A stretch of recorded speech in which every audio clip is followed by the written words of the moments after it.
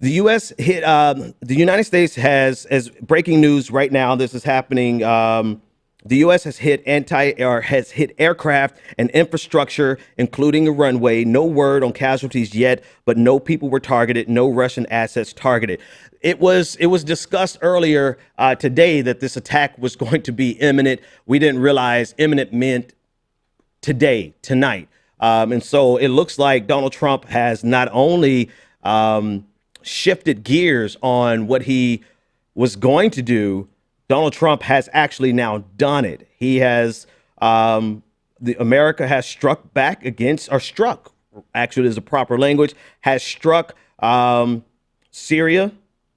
And I'm pulling up an article now from NBC News. The U.S. launches missiles at Syrian base after chemical weapons attack. I'll be reading directly from NBC News because this is happening at 9:15.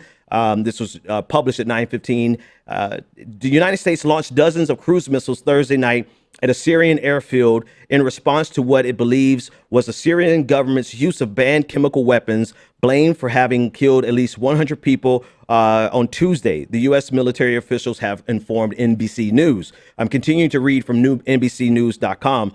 The U.S. military fired at least 50 Tomahawk missiles intended for a single target, which was an airport in the western province of Syria. The official said that the airfield from which the United States believes the airfield from which the United States believe the government of Syria, the president Bashar al-Assad, fired the banned weapons. So everything that we were talking about prior to the show, prior to this rather, has been academic. At this point, we have intervened in Syria.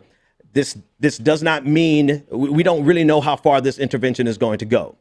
We don't know if this is is it limited to just this strike? Is this the level of reciprocity? Is this the appropriate response level of considered measured response by the Trump administration, or are they going to go further? This would be a great time to have a couple of experts here to discuss. We actually had a couple lined up, or we had one lined up tonight that he couldn't make it. But this is really the question: is Trump going to go further than this, or is this a response to an action taken by Syria to signal to them that we are going to take, or rather, you should take the United States seriously? Okay, folks, we're back just that quick. Thank you to my producer, David, for getting this to me in time before the show was over. So President Trump made a national speech while we were talking. And so we'll cover that. We'll see exactly what was said. Some key things, some key takeaways from the strike that Donald Trump approved and our military forces carried out. Some key takeaways. Number one, there were Russians stationed at the base that the United States struck in Syria. This is according to Paul McCleary, who covers national security at the Pentagon. He stated that the Russians were informed by the United States prior to the attack. So there were Russians stationed there, but the Russians got out of there in time to not be under attack. And also, this also comes from tonight's strike. The strike was not in the vital national security interests of the United States. Trump said, he said this tonight at his Mar-a-Lago resort in Florida. During his speech, he said, as a direct contradiction of his earlier position that the U.S. should avoid further entanglement in Syria.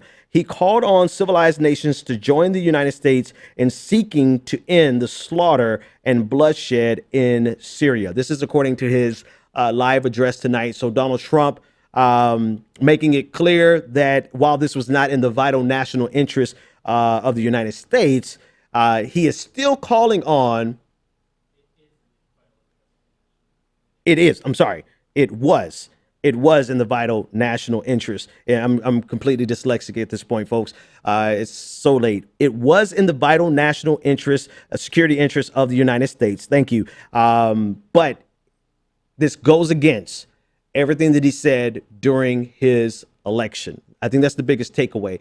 And so we're going to have to, I think it is extremely worthwhile for us to measure and weigh